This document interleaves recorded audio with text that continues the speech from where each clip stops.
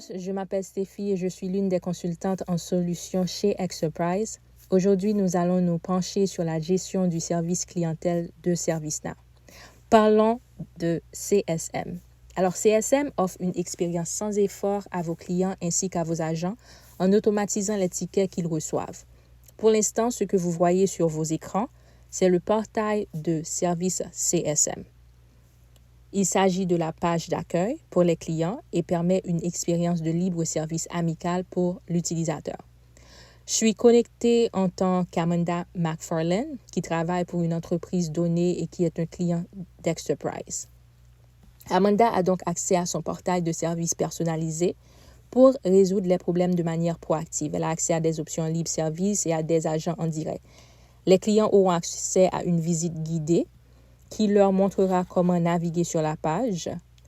Et ici, comme vous pouvez le voir, nous avons une barre de recherche qui vous permet d'effectuer des recherches sur l'ensemble de la plateforme et de poser des questions par l'intermédiaire du catalogue de services. Nous pouvons aussi consulter des cas ou demandes ouvertes par Amanda et nous pouvons également utiliser l'agent virtuel qui nous aidera à résoudre un grand nombre de nos demandes courantes qui nous parviennent. Nous avons également des différents éléments sur notre page d'accueil. Alors, comme ce graphique, on peut aller de l'avant et sélectionner des options qui nous conviennent. Quand il s'agit des widgets, nous pouvons nous en débarrasser ou les faire réapparaître. Tous ces widgets sont modifiables. Nous pouvons modifier l'aspect complet de l'écran, changer le menu, la marque, tout est modifiable. Alors là, ServiceNow dispose d'une application utile appelée Communauté qui permet aux clients de se connecter, de s'engager et de collaborer les uns avec les autres. Et comme on va voir sur la page communautaire, nous avons des discussions récentes résolues et même des articles en vogue qui sont tirés de nos bases de connaissances. Les clients peuvent obtenir des réponses rapides à leurs problèmes en postant des questions. Ils peuvent choisir un formulaire qui se trouve déjà dans le système. Ils peuvent aussi choisir un sujet pour lequel ils souhaitent obtenir une réponse en tapant la description ou leur question. Ils ont même la possibilité d'ajouter des images et de les afficher rapidement sur la page de la communauté. Ils peuvent également consulter des blogs, des vidéos et effectuer des recherches à partir de discussions précédentes. Ils peuvent répondre aux autres et s'abonner ou se désabonner aux articles de la page communautaire. Les communautés ne sont qu'une des nombreuses options de services mobiles que vos clients peuvent utiliser. Nous allons examiner plus en détail les bases de connaissances et les catalogues de services au cours de la démo. Commençons par l'observation des articles de la base de connaissances qui permettent le partage d'informations et fournissent aux utilisateurs des informations de dépannage, d'auto-assistance et de résolution de problèmes. Nous pouvons même classer nos articles par catégorie et mettre en place des widgets tels que les articles prioritaires que nous avons vus sur la page d'accueil. Alors, vous pouvez utiliser la barre de recherche en haut à droite pour rechercher des mots-clés et consulter la base de connaissances. Là, nous allons chercher le mot-clé Experprise. Comme vous pouvez le voir, nous avons une base de connaissances qui s'affiche. Nous pouvons ajouter des textes, des images et même des vidéos, comme vous voyez ici. Nous pouvons également ajouter des liens vers nos bases de connaissances. Nous pouvons aussi lire un article et indiquer s'il est utile ou non, ce qui peut être utilisé pour promouvoir des articles ou s'en débarrasser. Nous pouvons faire des commentaires et même ajouter des pièces jointes. Tout cela est lié à l'analyse des performances et à la gestion des connaissances. L'analyse des performances est une fonctionnalité intéressante qui aide les propriétaires et les gestionnaires de contenu à déterminer l'utilisation et la qualité de leurs articles. Actuellement, je suis connectée en tant que John, qui est un agent de prix supplémentaire chargé de résoudre les problèmes des clients. Il peut se connecter à l'interface utilisateur qui lui est propre et suivre toutes les analyses de performance. Ici, comme nous pouvons le voir, nous avons actuellement le tableau de bord de gestion des connaissances d'Exterprise. Je peux consulter les évaluations de mes articles de connaissances, les différents sujets de mes bases de connaissances et également les différents tableaux de bord. Par exemple, mon tableau de bord d'agent de service à la clientèle qui montre tous mes dossiers en cours. Et là, je peux également consulter les dossiers en cours de mon groupe ainsi que les tendances de mon organisation. Alors, John peut consulter le taux de satisfaction des clients, le temps nécessaire à la résolution d'un dossier. Le tableau de bord lui-même est hautement modifiable et les agents peuvent créer plusieurs tableaux de bord. John a également la possibilité d'ajouter divers widgets, si nécessaire, pour personnaliser ce tableau de bord et utiliser les données nécessaires pour fonctionner au jour le jour. Il peut également partager le tableau de bord avec différents groupes, utilisateurs et rôles selon les besoins. Pour en revenir au portail de service d'Amanda, nous allons retourner où on était avant pour examiner le processus de gestion des cas. Alors, il s'agit tout simplement d'un système permettant de capturer et de suivre les détails d'une demande ou d'un problème de service à la clientèle. Imaginons un scénario où Amanda rencontre un problème avec l'un de ses flux de travail et doit le signaler à l'un de nos développeurs pour qu'il le corrige. Elle peut se rendre sur « demande de quelque chose » pour rechercher le cas le plus pertinent à lancer, remplir les informations nécessaires et même soumettre un ticket.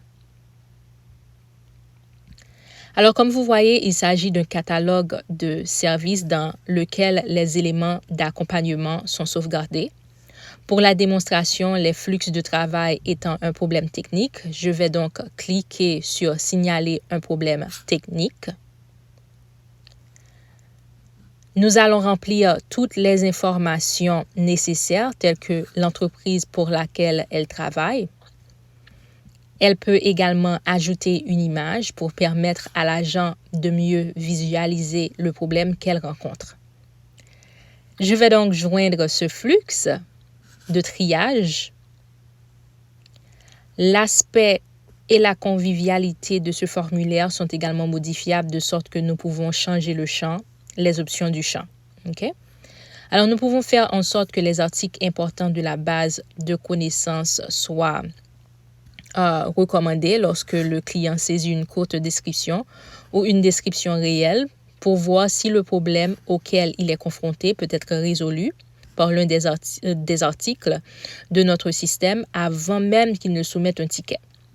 Alors, une fois que toutes les informations nécessaires sont remplies, nous allons soumettre le ticket et un cas sera créé. Cela va donc déclencher un flux de travail dans le back-end.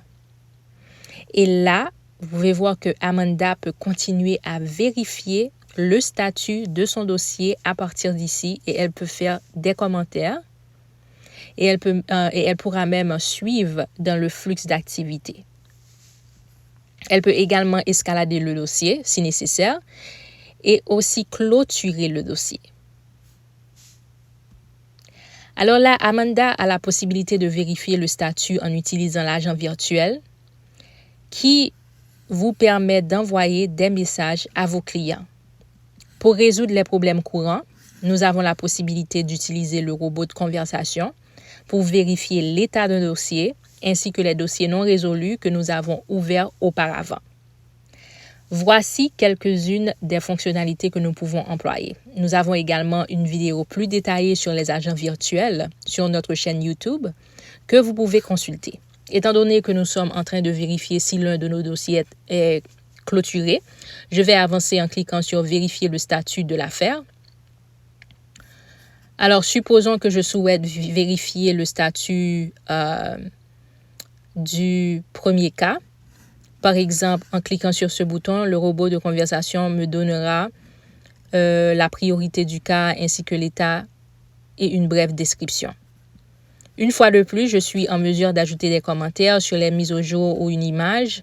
Si nécessaire, je peux contacter un agent ou vérifier le statut de notre dossier. Maintenant, nous allons nous pencher sur le cas d'Amanda. Il existe différentes règles en matière d'affectation. Nous pouvons activer des conditions prédéfinies. Nous pouvons attribuer automatiquement un ticket à un utilisateur ou à un groupe en fonction des rôles et même par type de ticket ou en fonction de l'ensemble des compétences de l'agent. Nous pouvons également utiliser l'approche circulaire. Alors, comme exemple, si vous avez 5 agents actifs, le ticket numéro 1 ira à l'agent numéro 1. Le ticket numéro 5 ira à l'agent numéro 5 et le ticket numéro 6 reviendra à l'agent numéro 1. Les agents peuvent consulter les dossiers dans 2 vues différentes. Tout d'abord, dans l'interface utilisateur, dans la section des dossiers, ils ont la possibilité de consulter tous les dossiers actuellement accessibles. Voici donc la première vue. On peut voir la demande qu'Amanda a commencé. C'est ce que le représentant verra et ce n'est qu'une des vues. Le représentant peut également utiliser l'espace de travail pour lequel nous avons une vidéo détaillée sur notre chaîne YouTube. Alors, l'espace de travail peut sembler un peu plus familier car il s'agit d'une vue à panneau unique avec des onglets bien organisés. Il est aussi similaire au portail, entièrement modifiable en fonction des préférences de l'agent. Alors, sur la page d'accueil, nous pouvons donc voir tous les tickets ouverts par John. Nous pouvons également consulter les dossiers en cours qui lui ont été attribués. Et là, voici la demande qu'Amanda a entamée. Nous pouvons communiquer avec Amanda en rédigeant un message électronique. Et nous pouvons même ajouter des commentaires à notre flux d'activités si nous avons besoin de plus d'informations de la part d'Amanda. À part de ça, nous pouvons consulter tous les détails qu'elle a pu remplir pour nous. John est également en mesure d'utiliser l'assistance de l'agent si nécessaire qui prendra notre champ de description et nous fournira des recommandations d'articles utiles qui peuvent réduire considérablement le temps de clôture de notre dossier. Alors, cherchons donc un prix supplémentaire. Je veux juste vous montrer l'article que nous avons vu récemment.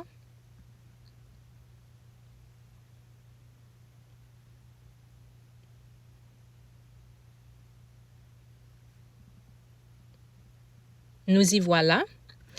Voici donc le même article que nous avons vu tout à l'heure sur notre portail de service qui réapparaît. Nous pouvons à nouveau l'attacher à ce dossier si nous le trouvons utile. Nous pouvons même consulter l'article complet ici même depuis notre espace de travail. Alors, revenons à notre onglet principal. John peut également envoyer des courriels comme je l'ai mentionné. On peut faire escalader ce cas ou apporter d'autres changements tels que la création d'une connaissance d'incident, d'un problème médiocre ou même d'une demande si nécessaire. Il peut également arriver que John ait besoin de l'aide d'une personne d'un autre service pour clôturer ce cas. Alors là, nous pouvons donc créer une tâche de dossier et l'assigner à ce groupe. Par exemple, ici, nous avons Andy Walker. Andy peut jeter un coup d'œil au flux de travail, réparer ce qui est cassé et il peut clôturer cette tâche. Une fois qu'Andy a clôturé la tâche, ce n'est qu'à ce moment-là que le dossier peut être entièrement clôturé. Nous pouvons également configurer un accord sur le niveau de service qui définira un délai pour que le cas atteigne une certaine condition. Cela dépend donc de la priorité du cas. Comme la priorité du dossier est de 3 à 4. Nous avons un accord de niveau de service d'1 jour en cours. Alors, une fois que John dispose de toutes les informations nécessaires pour clôturer ce cas, il peut remplir les informations de clôture. Ici, nous avons ajouté une cause et des notes de résolution. John peut choisir s'il souhaite que les notes de résolution s'affichent sous forme de commentaires pour qu'Amanda puisse les suivre. Je vais donc cliquer sur oui et fermer le dossier. Alors, une fois le cas est clôturé, nous pouvons envoyer à Amanda une notification par courriel pour informer que le cas qu'elle a soulevé a été résolu. Amanda a donc le temps de revoir le flux, pour s'assurer qu'il fonctionne correctement. Dans le cas contraire, elle peut informer John que le problème persiste. Après la clôture du dossier, nous pouvons même les envoyer dans une enquête de suivi pour évaluer l'expérience du service client. Pour les évaluations plus éclairées, il est important d'utiliser les données d'évaluation. Les données produiront des tableaux de bord en temps réel que nous avons observés précédemment. Ainsi, nos agents peuvent avoir une vision plus claire de ce qui se passe dans notre entreprise. En plus, le courriel et l'enquête sont totalement adaptés aux exigences de votre entreprise. L'assistance clientèle Exterprise lui enverra un courriel de notification lui indiquant que son dossier a été ouvert. Elle va également recevoir un courriel lorsque son dossier sera approuvé ou clôturé. Et Amanda va aussi recevoir un courriel de notification l'invitant à répondre à une enquête de satisfaction du service clientèle une fois que son dossier aura été clôturé. Lorsqu'Amanda clique sur le lien, un nouvel onglet s'ouvre et lui permet de poursuivre et de commencer à répondre à l'enquête de satisfaction des clients. Elle peut remplir toutes les informations nécessaires et soumettre l'enquête. Alors voilà qui conclut notre tour de la gestion du service à la clientèle. Si vous avez d'autres questions, n'hésitez pas à nous les envoyer. Sinon, nous nous reverrons la prochaine fois. Je vous remercie de votre attention et merci d'avoir regardé cette démonstration.